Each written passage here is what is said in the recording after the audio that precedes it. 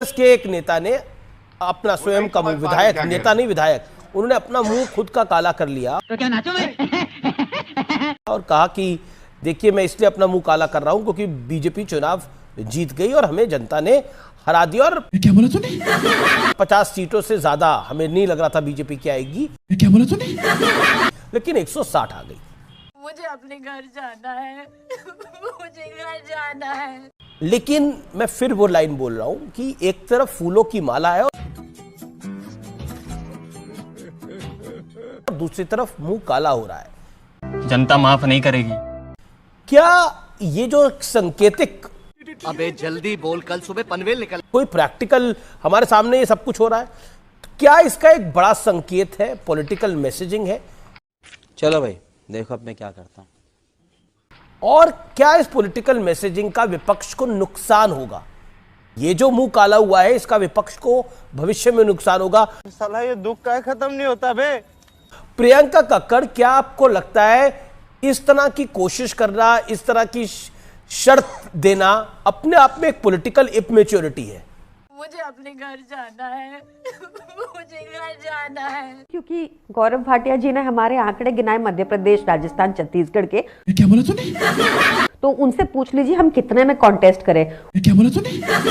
उनको बताइए 2019 में मोदी वेव में भी आंध्र प्रदेश में 173 की 173 सीट्स हार गई भाजपा। क्या बोला तूने? उनको बताइए कि दिल्ली में 23 साल 24 साल हो गए पैर नहीं रख पा रही भाजपा।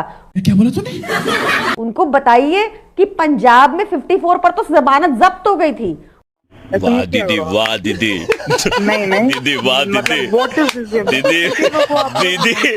उनको बताइए कि 2012 में उत्तर प्रदेश में 230 जगह पर इनके सिक्योरिटी डिपॉजिट जब्त हुए थे। क्या बोला तूने? हम हैं 10 साल पुरानी पार्टी, जनता माफ नहीं करेगी। हम अपनी संगठन बिल्डिंग एक्सरसाइज कर रहे हैं, आप हमारी टेंशन ना लें। जहां तक अलायंस की बात है अमीर जी, ओ भाई ये क्या है? 37% के प्रति अगर 63% इकट्ठा हो जाएगा साला ये दुख का खत्म नहीं होता बे। तो निश्चित तौर पर जीत किसकी है पता है हमें। तो ये पिछली बार तो ये सारे चुनाव हार गए थे जो इस बार जीते हैं। वाह दीदी, वाह दीदी, नहीं दीदी, वाह दीदी, दीदी, दीदी। तो इनको बोलिए अपना घमंड थोड़ा ट्यून डाउन कर दें। क्या बोला तूने? हार जीत चलती रहती है और जब हमारी इंडिया अलायंस जब इकट्ठे होकर मजबूती से लड़ेगी जनता माफ नहीं करेगी। तो 37% बनाम 63% होगा। अब तो सच बोल दे भोसड़ी के। जी जवाब बृजमोहन श्रीवास्तव एनसीपी के नेता हैं, प्रवक्ता हैं। चलो भाई देखो अब मैं क्या करता हूं। देखिए अभिष जी, जिस घटना पे आपने बात की शुरुआत की है कि एक कार्यकर्ता ने अपना चेहरा काला कर लिया, कार्यकर्ता नहीं विधायक है कांग्रेस का, उन्होंने अपना चेहरा काला कर लिया।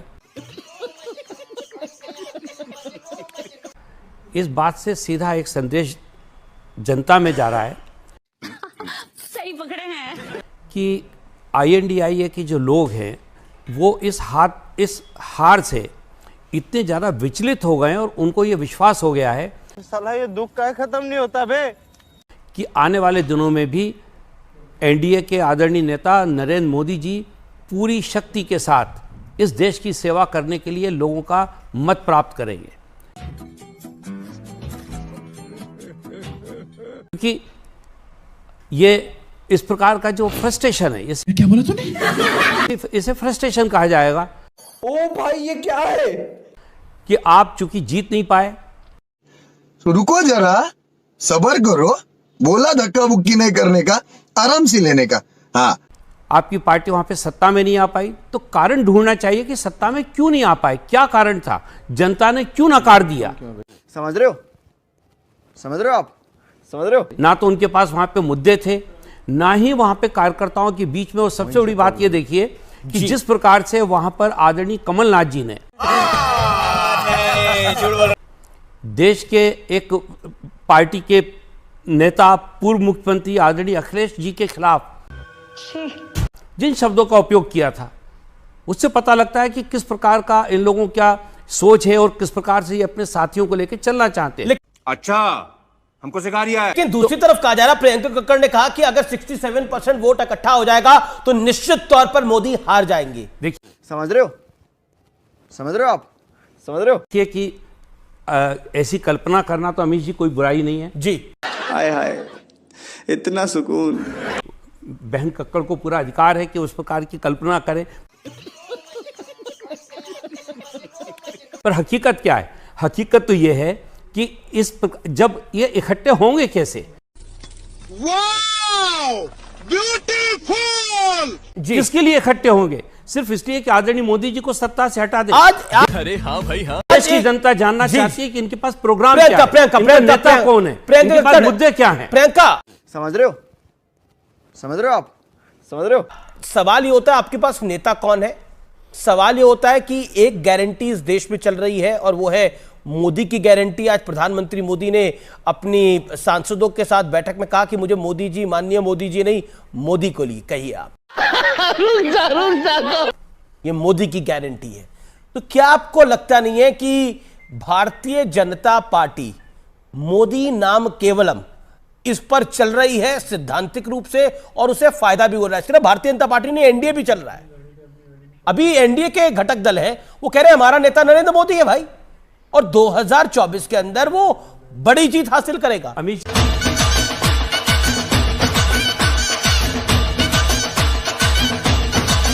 जी, जनता ने संदेश दे दिया है। अगर इसको आईएनडीआई के लोग ना समझे तो ये इन लोगों की ना समझ। आपको ऐसा लग रहा है मुंह काला ऐसे ही हो रहा है, समझ नहीं रहे क्या? आपको लग रहा है भाई ये तो प्रतीक है। प्रियंका कक्कड़ अमित जी, मुझे अपने घर जाना है। मुझे घर जाना है। अमित जी, हम लोग निश्चित तौर पर एक चेहरा भी देंगे, हम लोग निश्चित तौर पर आपको रिजल्ट्स भी देंगे, निश्चित तौर पर एक कॉमन मिनिमम प्रोग्राम भी होगा, हमारे मुद्दे भी सार्वजनिक होंगे। हम लोग पॉजिटिव राजनीति करने वाले लोग हैं। समझ रहे हो? समझ रहे हो आप? समझ रहे हो? हम लोग हमेशा ही जनता के मुद्दों पर काम किए हैं। क्या बोला तूने? निश्चित तौर पर जो आपको आशंकाएं हैं वो वेल प्लेस्ड है, बट वो सारी की सारी जल्द अश्योर करते हैं आपको जल्द सामने आएंगी। जी। हाय हाय, इतना सुकून। लेकिन ऐसा नहीं है और कि कोई पहली बार है कि इंडिया अलायंस के भविष्य पर सवाल है। आचार्य प्रमोद कृष्णम, इंडिया अलायंस के भविष्य पर आपने नहीं, कई बड़े नेताओं ने भी इस पर सवाल खड़े करे हैं। लेकिन फिर बात जो बृजमोहन अग्रवाल कह रहे थे कि ये जो मुंह काला कलाई का एक माहौल चल रहा है, अब दिग्विजय सिंह उनका अपने ही विधायक का वो टीका लगा के उनका मुंह काला कर रहे हैं, सांकेतिक रूप से ही, लेकिन इसकी पॉलिटिकल मैसेजिंग कितनी खराब है। समझ रहे हो? समझ रहे हो आप? समझ रहे हो? एक तरफ फूलों का हार, फूलों की माला, दूसरी तरफ मुंह काला।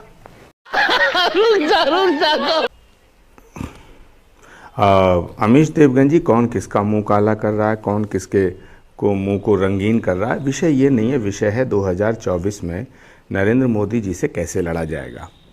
अबे जल्दी बोल, कल सुबह पनवेल निकल।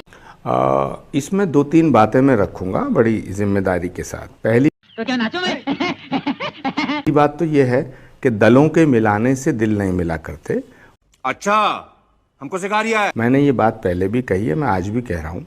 अभी जो बीजेपी के विरोधी दल हैं, रुको जरा, सबर करो, बोला धक्का बुक्की नहीं करने का, आराम से लेने का। हाँ, विपक्षी दल जिनको कहा जा रहा है, उसमें टीएमसी है, उसमें समाजवादी पार्टी है, उसमें आम आदमी पार्टी है, उसमें कांग्रेस पार्टी एक बड़ा दल है, और बाकी कुछ ऐसी पार्टियां हैं जो इंडिपेंडेंटली अपने पॉलिटिक्स कर रही हैं, जो ना कांग्रेस के साथ हैं अभी और ना बीजेपी के साथ हैं। मैं एक सुझाव पहले भी मैं दे चुका हूं, आज आपके नेशनल चैनल पे एक सुझाव देना चाहता हूं उन सभी नेताओं को जो बीजेपी को हराना चाहते हैं। अगर आप बीजेपी को हराना चाहते हैं, पहले अपने अपने दिल साफ करिए, अपने शिकवे शिकायतें मिटाइए। समझ रहे हो? समझ रहे हो आप? समझ रहे हो? दूसरी बात यह है कि उत्तर प्रदेश है, समाजवादी पार्टी ने 2019 में समाजवादी पार्टी और बहुजन समाज पार्टी का गठबंधन हुआ, कांग्रेस को अलग छोड़ दिया। ये बहुत बड़ी गलती थी। अरे हाँ भाई हाँ। उसका नतीजा ये आया कि बीजेपी जीती। 2017 में कांग्रेस पार्टी ने, समाजवादी ने गठबंधन किया, मायावती जी को अलग कर दिया। अरे हाँ भाई हाँ। तो योगी जी की सरकार बनी। अगर 2024 में आप वाकई बीजेपी के खिलाफ कोई सशक्त मोर्चा बनाना चाहते हैं, अच्छा हमको सिखा रिया है, तो कुमारी बहन मायावती जी को साथ लीजिएगा, असदुद्दीन ओवैसी जी को भी साथ लीजिएगा, केसीआर को भी साथ लीजिएगा। इन सब पार्टियों के नेताओं से गंभीरता से चर्चा कीजिएगा। समय बहुत कम है। और अगर आपने केसीआर को साथ लीजिएगा, केसीआर की सरकार निपटा दिया आपने तेलंगाना में। मुस्कुरा रहे जो लोग अभी साथ हैं उनको तो संभाल नहीं पा रहे और नए लोगों को जोड़ने की बात करें कैसे? अब तो सच बोल दे भोसड़ी के। किस प्रकार के दुआ स्वप्न में है ये लोग? केसीआर को साथ, ये सपना है आचार्य जी, केसीआर की सरकार गिरवा दी। जो लोग साथ हैं उनको नहीं संभाल पा रहे और आप केसीआर को साथ लीजिएगा। एक सेकंड जी अमीश देवगन, मैंने ऐसा क्या कह दिया जो मुझे बोलने नहीं दिया जा रहा भाई? आप बोलिए। आप सब बात करना, मेरी बात तो सुन लीजिएगा। जी मैं ये कह रहा हूं कि समाजवादी पार्टी अगर कांग्रेस को गाली देगी, कांग्रेस पार्टी के नेता समाजवादी को गाली देंगे। मध्य प्रदेश का एपिसोड देखा ही आपने। अखिलेश जी ने खुद कहा कि कांग्रेस एक धोखेबाज पार्टी है। अखिलेश जी ने खुद कहा कांग्रेस चालू पार्टी है। अखिलेश जी ने खुद कहा कांग्रेस और भाजपा मिली हुई हैं। तो सवाल उठेगा कि अगर कांग्रेस और भाजपा मिले हुए हैं तो फिर अखिलेश जी इस गठबंधन में क्यों आना चाहते हैं? पहली बात। दूसरी बात यह है कि समाजवादी पार्टी के कुछ नेताओं ने राहुल गांधी जी और प्रियंका गांधी तक के खिलाफ इतनी अभद्र टिप्पणियां की।